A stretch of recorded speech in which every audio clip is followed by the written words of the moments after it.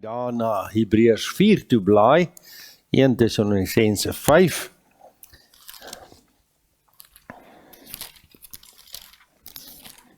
Ons is besig met hierdie reeks oor volkome heiligmaking. Soos die tyd aangaan, sal dit al hoe duideliker vir u word. Ons lees hierdie woorde, bietjie terwille van tyd vanmôre, lees ons net daardie woorde vanaf vers 22, 1 Tessalonisense 5 vers 22. Kom ons bid saam vir ons die Here se seën. Ons hemelse Vader, baie dankie vir Golgotha. Daar die wonderlike plek wat hoofskedel genoem word. Nie omdat dit 'n hoofskedel is nie, maar omdat Christus die Messias sy lewe vir ons afgelê het as 'n versoening vir ons sondes. Ons dankie vir die wonderlike wete vanmôre dat U nie net vir ons sondes gesterf het nie, maar dat U ook opgestaan het. En dat die graf leeg is vanmôre en dat U ons ewige hoëpriester is wat vir ons nou intree by die Vader en vir ons daai voorhangsel geskeur het sodat ons gemeenskap met U kan hê.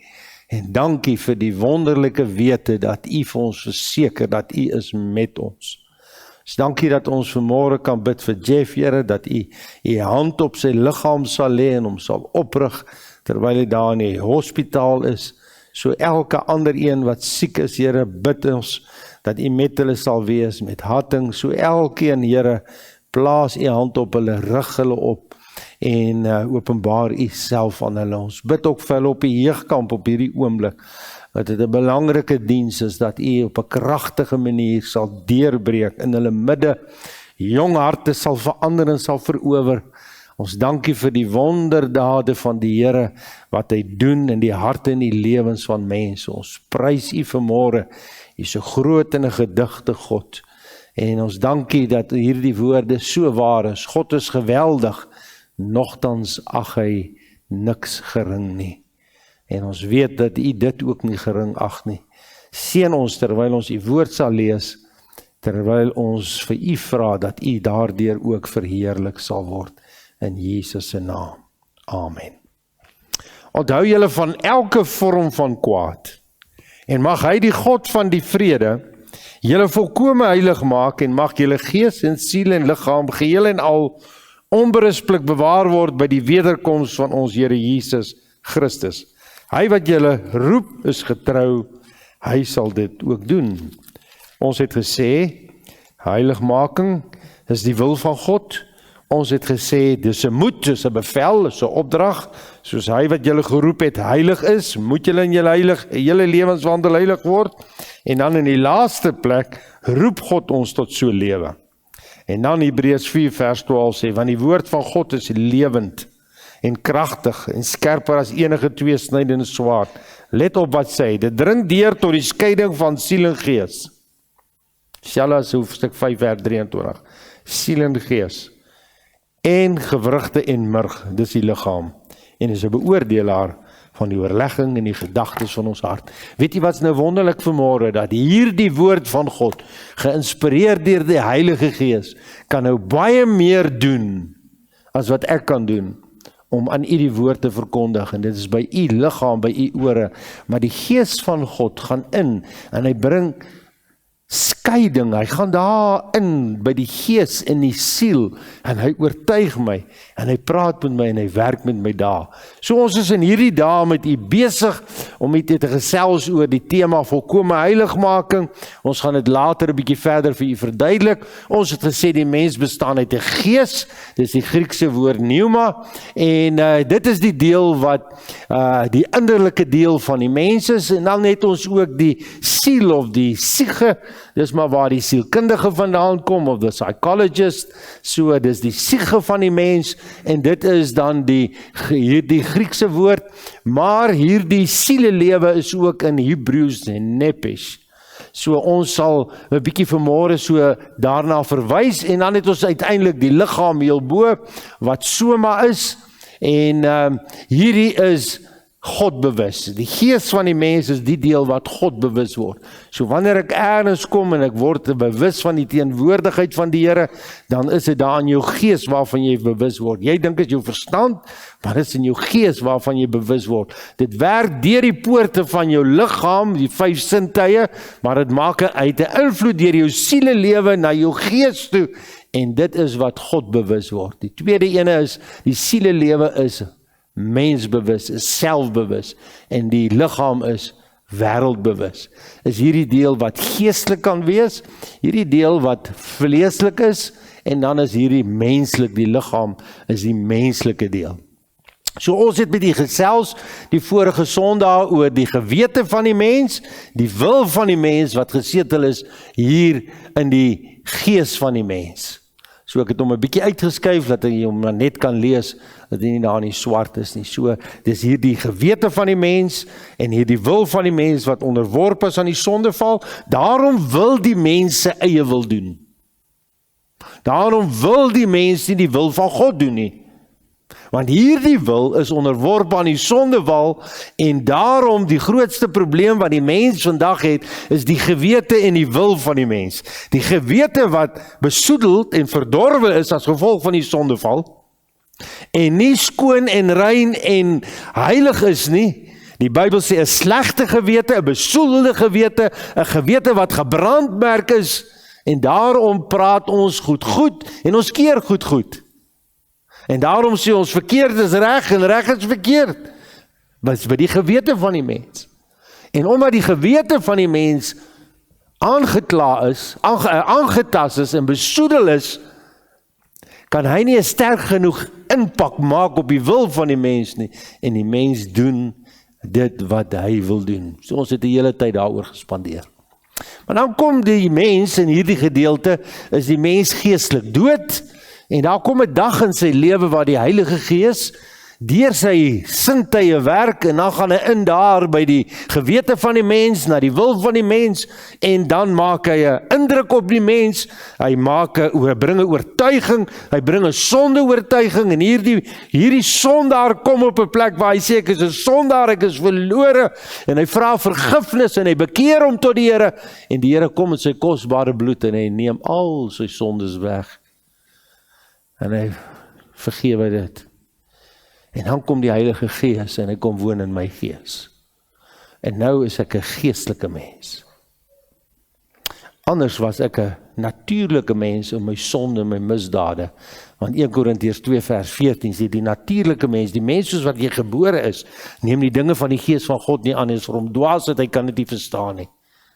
Maar nou kom die Gees van God en hy kom woon in my, en hy woon in my gees, en nou word ek 'n geestelike mens. En dit is bitter belangrik dat u sal weet wanneer het die Gees van God in jou kom woon.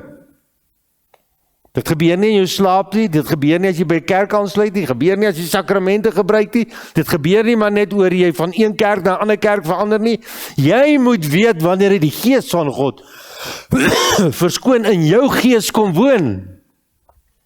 En daarom is dit so verskriklik belaglik, dat as jy vir iemand vra, ken jy die Here, het jy al tot bekering gekom, het die Here in jou kom woon, en hy sê vir jou, weet jy wat, ek is van kleins af 'n kind van die Here. Jy is nie van kleins af 'n kind van die Here nie, jy is van kleins af so. Jy is van kleins af so. So ons praat soveel, verskoon my uitdrukking, onsin. En ek kan nie glo groot geleerde mense en mense met grade kan dit nie verstaan nie. Dat die Bybel vir ons sê dat ons van nature sondaars is en verlore is, en dat daar 'n oomblik moet wees waar die Gees van God in my moet kom woon. En voordat die Gees van God in my kom woon, moet hy al my sondes vergewe, wegneem met sy bloed. En dan kom sy bloed en hy kom vergewe my, en dan kom woon sy Gees in my gees, en dan word jy 'n kind van God. Dan en dan alleen. En nou moet elkeen van ons wat vanmôre hier is, weet wanneer het dit met ons gebeur. Maar nou gaan ons 'n bietjie verder, en ons sê hier in die sielelewe van die mens, Hier in die sielelewe van die mens kry ons die emosies van die mens, ons kry die begeertes van die mens, ons kry die verstand van die mens, ons kry die smake van die mens. Ons het gepraat verlede week oor die begeertes van die mens. En hier die sielelewe, die gees en die siel is 'n eenheid. Dis onderskeibaar, is nie afskeibaar nie. Die gees en die siel kan afgeskei word van die liggaam wanneer ons asem uitblaas. En daarom gaan hierdie gees en siel 'n verheerlikte liggaam kry. Maar hierdie gees en hierdie siel is 'n eenheid. En in hierdie sielelewe is daar waar ons persoonlikheid gesetel is. En hier is my emosies, hier is my begeertes, hier is my verstand, hier is my smake. Ek wil vanmôre, ons het gepraat oor die begeertes, en ons het gepraat oor die wet. Jy mag nie begeer nie, jy mag nie jou naaste se vrou, se os, se esel, se diensknegt, se diensmaagd of iets van jou naaste begeer nie. En hierdie begeertes is ook onderworpe aan die sondeval, en daarom gaan hierdie begeertes, kan jy jouself inding, 'n gewete wat besoedel is, 'n wil wat besoedel is, en begeertes wat besoedel is. Waar eindig dit op? Dit eindig op so Samson, as sy krag verloor het. Dit eindig op soos van die grootste kriminele wat vandag in die tronk sit. Want hierdie mens is besoedeld. En hierdie begeertes het sy vrye loop geneem. Maar kom ons kyk vanmôre 'n bietjie na die verstand van die mens. En wanneer ons praat van die verstand van die mens, dink ons almal dadelik aan die brein. Maar ek wil vinnig met u so 'n bietjie gesels oor hierdie gees en die siel van die mens en die verstand van die mens. Dat die gees en die siel van die mens het 'n verstand wat ook kan verstaan, nie net soos die brein nie. Dis iets om oor te dink. Kom ek gee vir u gou 'n bietjie iets hierso. Hierdie ou filosofe van jare terug sê hierdie woorde: drawing on the words of the teacher of Socrates and Plato, considered the psyche to be the essence of a person. Ons glo al die ander goed van Plato en van Socrates, maar ons glo nie hierin nie. Hulle sê, hulle consider die psyche, hierdie sielelewe, to be the essence of a person, being that which decides how humans behave. He considered this essence to be an incorporeal, eternal occupant of our being. Plato said that even after death, soul exists and is able to think. Het jy al daaraan gedink? Ek het 'n boek gelees hieroor wat sê, die gees en die siel van die mens, ons praat altyd maar van die siel van die mens, as die onsterflike deel, het die vermoë om te dink. Wie jy is.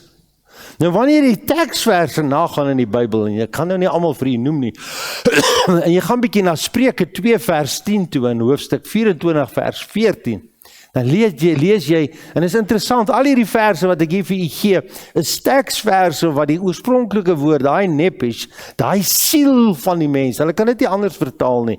Hier staan dit letterlik so die Afrikaans en die King James Version moet hom so vertaal, sê, die siel van die mens, hy kan ken, hy kan weet, he knows. He knows. En hier die siel van die mens, hy kan onthou. En hier die siel van die mens, hy kan beraam. Kom ek lees vir die bietjie. Psalm 13 vers 2. Nou kyk jy, wat sê hierdie gedeelte? Hierdie Psalm 13 vers 2, net vinnig daarby kom.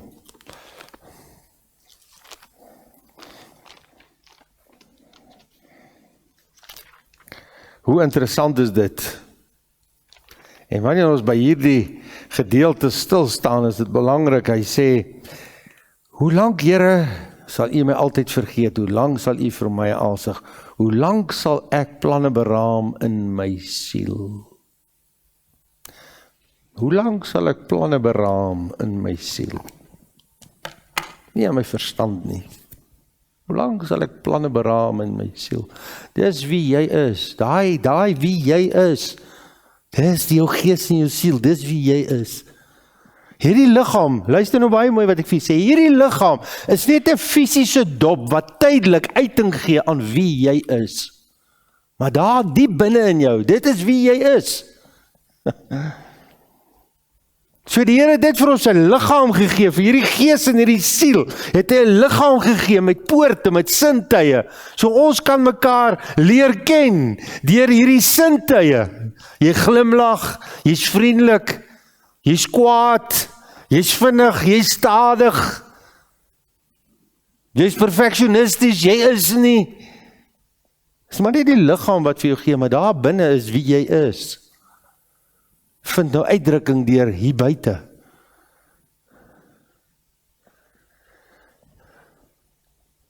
So hy kan beraam, hy kan consider, hy kan onthou. En dan was daar 2 skilders gewees. Dit is baie interessant, ek wil net vir so 'n bietjie agtergrond gee. Daar's 2 skilders gewees, Duitse skilders. Hierdie een is Jacques-Louis David en die ander een is Heinrich Hoffmann.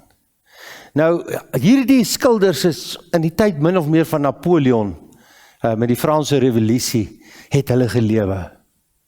En die Hoffmann was die een wat geskilder het, Jesus geprobeer skilder het, en nie probeer nie, het geskilder en vir hom 'n gesig gegee het en hom geskilder het.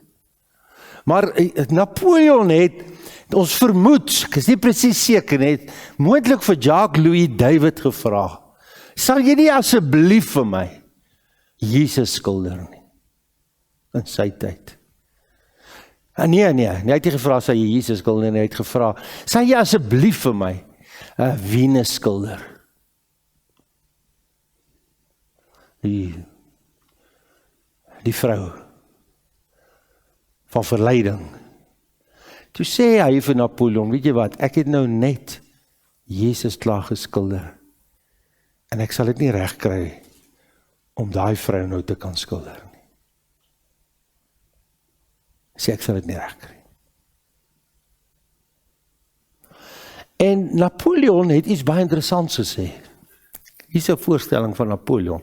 Napoleon was 'n Fransman wat omtrent die hele Europa, bykans die hele Europa verower het. Ek dink 70 oorloë gewen het en miskien 10 verloor het.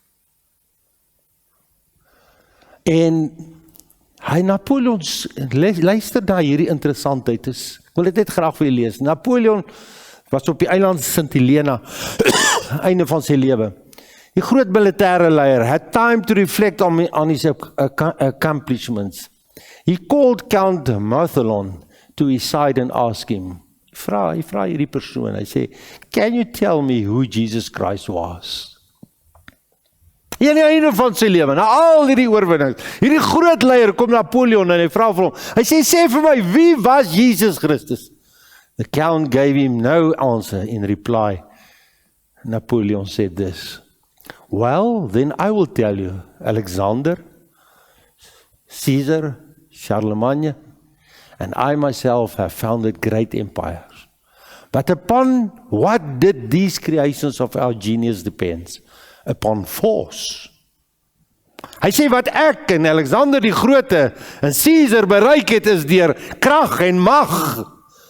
Hy sê Jesus alone founded his empire upon love, and to this very day millions will die for him. Napoleon. I think I understand something of human nature. And I tell you, all these were men, and I am a man. None else is like him. Jesus Christ was more than a man. I have inspired multitudes with such enthusiastic devotion that they would have died for me. But to do this, it was necessary that I should be visibly present with the electric influence of my looks, my words, my voice. When I saw men and spoke to them, I lighted up the flame of self-devotion in their hearts. Hy sê ek moes daar gewees het, hy sê ek moes hulle geïnspireer het, hy sê ek moes hulle aangemoedig het. Hulle moes my gesien het as 'n leier. Hy sê dan het ek hulle geïnspireer dat hulle sal sterf vir hierdie saak en sal oorlog maak Christ alone has succeeded in now raising the mind of man toward the unseen, that it becomes insensible to the barriers of time and space. Hy sê Christus alleen het mense geïnspireer het, oor tyd en afstand. Across a chasm of 1800 years, Jesus Christ makes a demand which is beyond all others difficult to satisfy. He asks for that which a philosopher may often seeks in vain at the hands of his friends, or a father of his children, or a bride of her spouse, or a man of his brother. He asks for the human heart. He will have it entirely to himself. He demands it unconditionally, and forthwith his demand is granted. En toe hy geleef het, was dit 1800 jaar, is ons nou oor die 2000 jaar. Hy sê, en oor die 2000 jaar, in ons taal, inspireer Christus nog steeds mense, dat mense vandag nog steeds vir hom sterf. Hy sê, wonderful in deviance of time and space, the soul of man with all its powers and faculties becomes an annexation to the empire of Christ. All who sincerely believe in him experience that remarkable supernatural love towards him. The phenomenon is uncountable. It is altogether beyond the scope of man's creative powers. Time, the great destroyer, is powerless to extinguish this sacred flame. Time can neither exhaust its strength nor put a limit to its reigns. This is it which strikes the most. I have often thought of it. This is which proves to me quite convincingly the divinity of Jesus Christ. Nou sommige wonder, is dit Napoleon wat het sê, maar hier is die aanhaling. So hy sê, weet jy wat, dink jy nou vanmorgen daaraan, dis nou oor die 2000 jaar wat Christus opgestaan het. Nog steeds is daar mense geïnspireer na 2000 jaar, oor tyd en oor afstand, hier in Suid-Afrika, in die ander lande oor die wêreld, is daar selfs nog mense, presies soos jy en ek, wat voel oor die evangelie en oor Jesus Christus, presies dieselfde, hulle is nog steeds geïnspireer, party sterf nog steeds vir hulle geloof.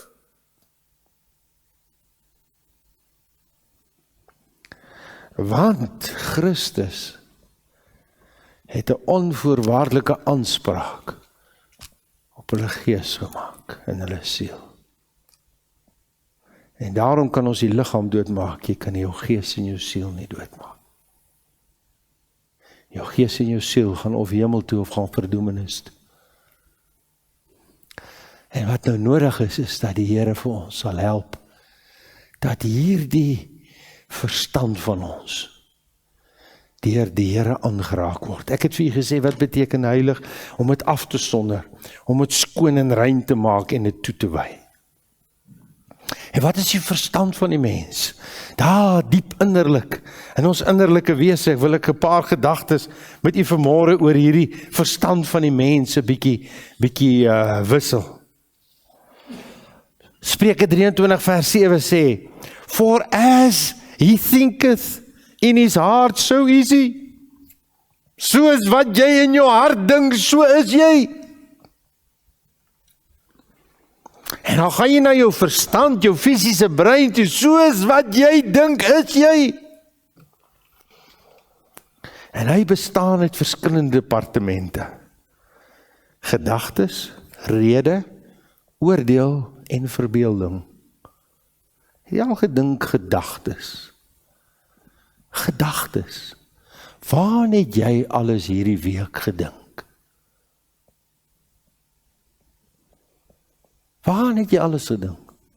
As ek nou vanmôre 'n wit muur hier sal hê, soos daai skerm, en ek vat 'n tennisbal, ek sit hom in swart verf en ek vat hom en ek gooi hom.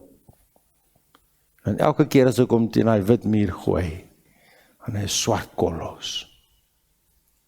Soos mense se gedagtes, wat ek dink is onrein, wat ek gaan in my gedagte wêreld.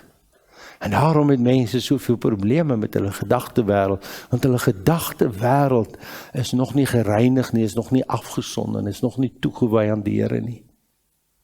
is nog nie skoon gemaak nie. Dis wat ek dink. Hulle sê daar op die eiland van verlatenheid. Ken jy die eiland van verlatenheid? Hulle sê daar op die eiland van verlatenheid is daar 'n persoon, net een persoon. Hy sê ek het gesien, hier kom 'n man. En hy het hierdie eiland kom besoek. En hierdie persoon sê, as sy vrou weet, wat het hy op die eiland van verlatenheid gedink? Sal sy hom seker oombliklik los. Hy sê, maar jy sal verbaas wees, nie lank hierna nie. Toe kom hier 'n vrou na die eiland van verlatenheid. Hy sê, en wat sy op hierdie eiland gedink het, sal jou hare op jou kop laat rys. En miskien sal enige man 2 keer ooit eendag dink, of ek met haar getroud sal wil wees, of getroud sal wil bly. Dis die eiland van verlatenheid. Hulle sê die Epstein, en ek ken die hele verhaal van dit. Die rede, hoekom hy soveel mag gehad het oor belangrike mense, op hierdie eiland van hom, was omdat hy vir hulle sekuriteit gegee het. Hier sal niks uitkom nie.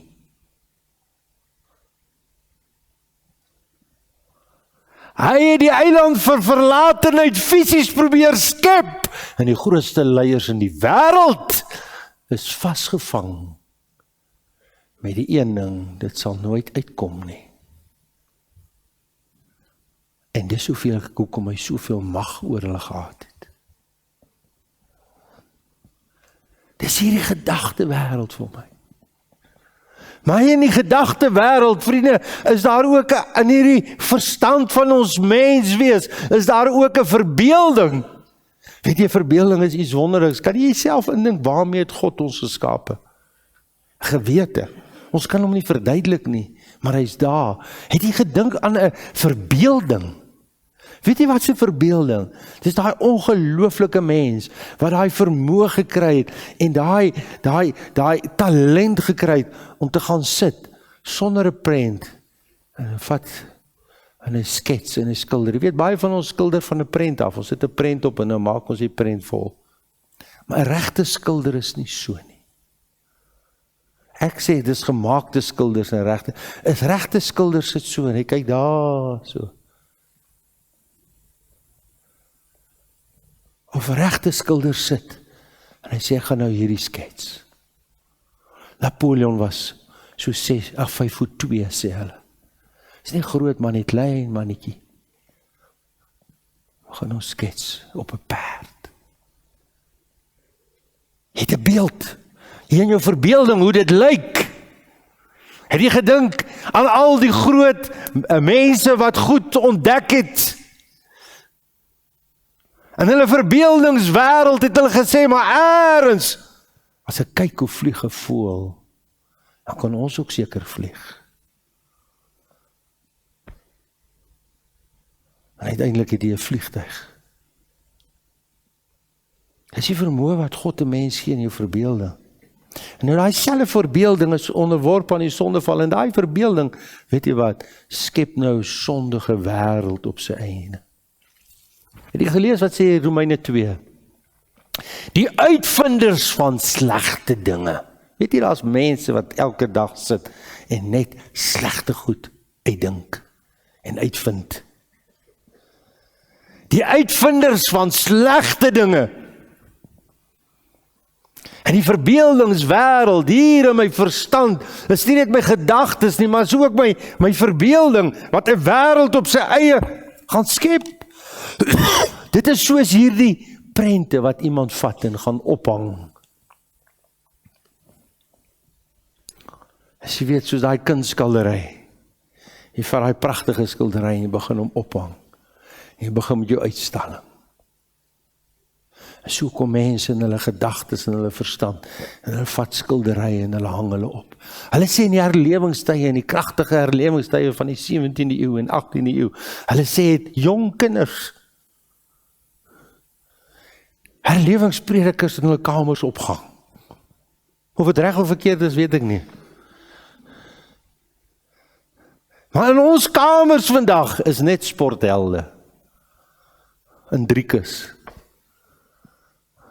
En al hierdie goed. Want ons is so opgeneem. Staan nie. En ek sê, is nie verkeerd nie. Ek het ook rugby spelers in my kamer gehad as 'n seun. Hy seun het 95 wêreldbeker, al die kookbotteltjies, blikkies, hulle staan nog bo in sy kas as ek reg is. Weet nie wat hulle gemaak nie. Al daai versameling by mekaar gemaak, hulle staan seker rye daar. Maar weet jy wat? Hier in ons verbeelding skep ons 'n wêreld. Ek wonder, het jy al 'n wêreld geskep in die verbeelding van die kragtige werking van die Gees van God?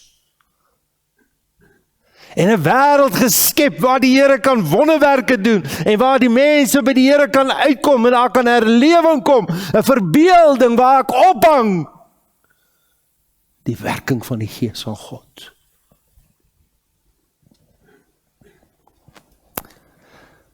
'n Geheiligde gewete, 'n geheiligde wil, maar geheiligde begeertes en 'n geheiligde verstand. Daar in my gedagtes, daar waar ek kom op 'n plek waar ek vir die Here sê, Here, hierdie gedagtewêreld van my, omskep dit, Here, verander dit. Het jy daar gekom in u geestelike lewens? Daar is 'n gedeelte in Genesis 6 vers 15. Hy sê, die Here sê, toe hy sien dat die versinsels van die hart van die mens altyd sleg was. Is eintlik verbeelding. Daar waar ek begin dink, daar waar ek begin planne maak, toe die versinsels, daai beginsel in my binneste, waarvan my verbeelding, waar ek begin skep, altyd deur sleg was, het dit die Here berou dat hy die mens gemaak het. So min van ons wat goeie goed, geestelike goed skep, wat sy saak en sy koninkryk kan bevorder. En dan sit ons met 'n geweldige probleem. As jy een gedagte saai, dan oes jy 'n daad. As jy 'n daad saai, dan oefen jy 'n gewoonte, dan oes jy 'n gewoonte. As jy 'n gewoonte saai, dan oes jy 'n karakter. Kan ek weer vir julle sê?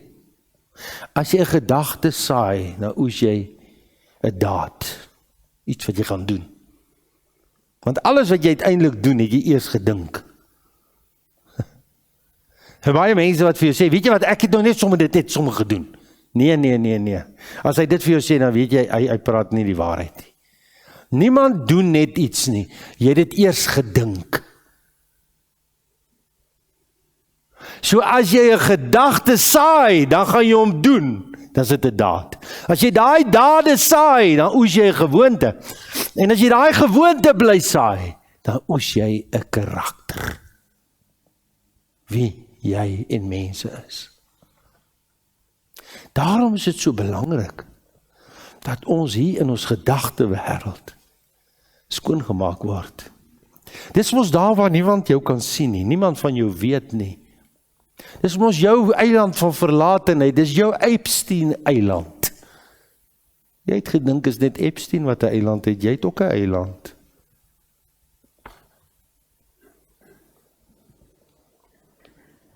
En jy is net so skuldig soos Epstein. Jy het nog nie nagedink nie, maar jy is. Want die Bybel sê, as jy net gekyk het, en jy het begeer, het jy opgelet. Jy sien. Die gedagte, en toe begeer, hierdie gedagte verder teels gegee, en toe word dit 'n daad.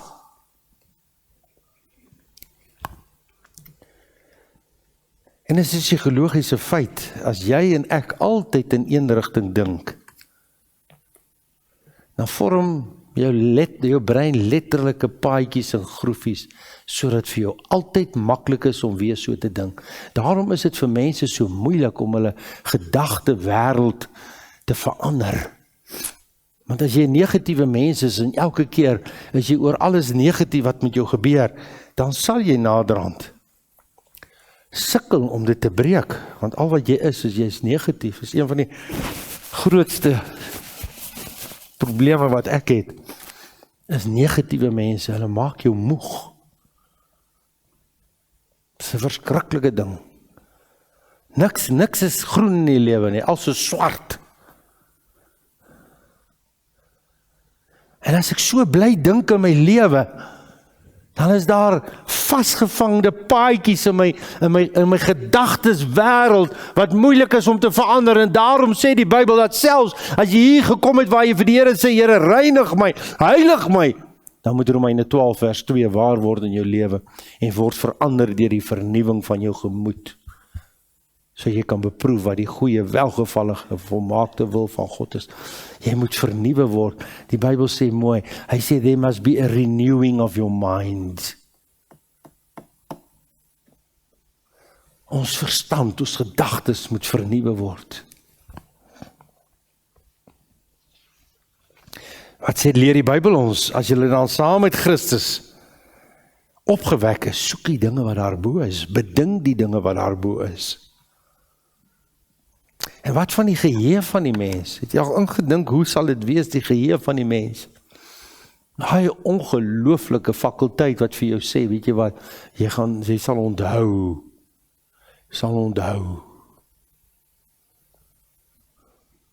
Daarom dink ek eendag by die oordeelstroon, vir mense wat verlore gaan, is baie mense sê, hoe die ou dae, die prediker sê, sal soos 'n film wees wat voor jou afspeel. Weet jy wat, is maar net jou geheue wat in 'n oomblik vir jou sê, hier is jou ganse lewe. Alles wat jy onthou het, alles wat jy vergeet het, al jou gedagtes, al jou dinge, hier, wat in jou verbeelding wêreld was, is ewe skielik in 'n oomblik voor jou. Geen wonder die Bybel sê, hy sal sê, heuwels val op ons, berge bedek ons voor die aangesig van hulle op die troon sit. En ons leef in 'n verskriklike wêreld. Ons leef in 'n wêreld wat 'n enorme aanslag maak op die gedagtes van die mens, op die verbeelding van die mens. Alles wat jy sien is daarop gefokus. Alles moet subtiel wees, alles moet die Engels sê last wees, alles moet 'n begeerte wees. Of het kos is, of het onreinheid is, maak nie saak nie. Hulle fokus. En jy en ek moet indring. En vir jou en my om in hierdie wêreld te oorleef en skoon en rein te lewe, moet jy 'n gedissiplineerde verstand en gedagte hê. Jy moet op 'n plek kom waar jy sê, Here, ek weier hierdie gedagtes.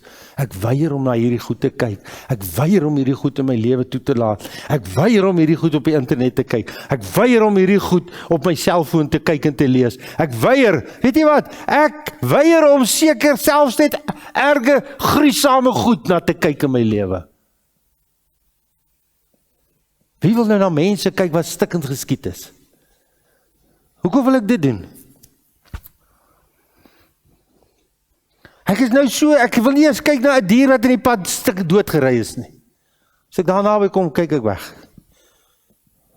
Ek het nie nodig om al hierdie goed, hierdie gruisame goed, my gedagtes en my lewe te besoedel met gruisame goed elke dag.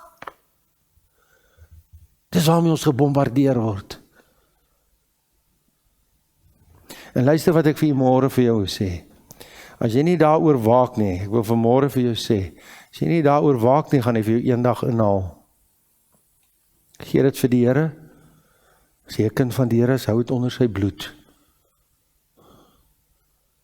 Kry dit uit jou lewe uit. As jy moet, is dit reg. As jy nie moet nie, is dit reg. Is eendag by die staatslykshuis. Is iemand wat ek geken, hulle is nie in die gemeente. Ons gaan uitken, sy dogter is daar. Ek sê, man, laat ek saam met jou loop. Maar ek het 'n manier hoe ek iemand uitken. Ek het nie nodig om na die mens te kyk en te kyk en te kyk. Sê ek vir wat maak jy so lank daar?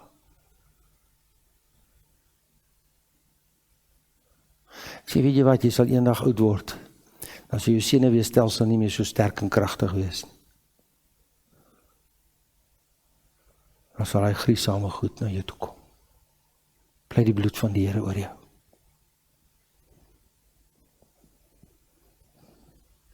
Bewaar jou gedagtes. Vra die Here om jou te beskerm. Vra dat dit afgesonder sal word, eenkant gesit sal word, vir hom geheilig sal word. Toe ek sien dat die versinsels van die mens sleg was. Ek gelees in 2 Korintiërs 10 vers 15. Ek wil baie graag dit vir u lees, ons gaan daarmee afsluit vanmôre. 2 Korintiërs 10 vers 15. Want dit is 'n gedeelte wat mense dikwels quoteer as hulle bid. Hy sê, ons roem nie buite die maat in die arbeid nie. 10 vers 5, ekskuus. Terwyl ons planne verbreek en elke skans wat opgewerk word in die kennis van God en elke gedagte gevangene neem tot die gehoorsaamheid aan Christus. Hier is alles wat ek vir u vanmôre gesê het. Luister mooi, terwyl ons alle planne verbreek, dis die verbeelding, en elke skans opwerk teen die kennis van God en elke gedagte gevangene neem tot gehoorsaamheid aan Christus. Ek kom op 'n plek waar ek sê, Here, my gedagtes, hou dit skoon, hou dit rein. Ek gaan nie saam met hierdie stroom van die wêreld wat my stoot in 'n rigting om my te besoedel nie. Ja, Here, bewaar my, hou my rein.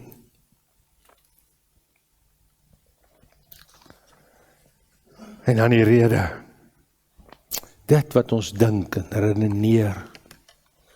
Jy al agtergekom hoe min mense kan saamstem. Want as my gewete besoedel is, my gewete is nie rein en fyn nie, en ek wil doen wat ek wil doen, dan is dit mos nou logies dat ons nie gaan saam dink oor sekere goed nie. Afgesien dat ons verskillend is, dit is iets anders. En daarom is ons rede ook aangetast. Ons kan nie kom op 'n nugter plek in ons geestelike lewe nie. En die Here verwag van ons dat hierdie verstand en gedagtes, verbeelding, hierdie fakulteite van ons gereinig sal word, afgesonder sal word, toegewys sal word aan hom, sodat hy verheerlik sal word. Amen. Kom ons bid saam. Vader, baie dankie dat ons vanmôre maar net opnuut kan besef hoe wonderlik U ons geskaap het. En as 'n man wat groot sukses behaal het, soos Napoleon, filosoof, eendag eenkant sit en begin dink oor alles.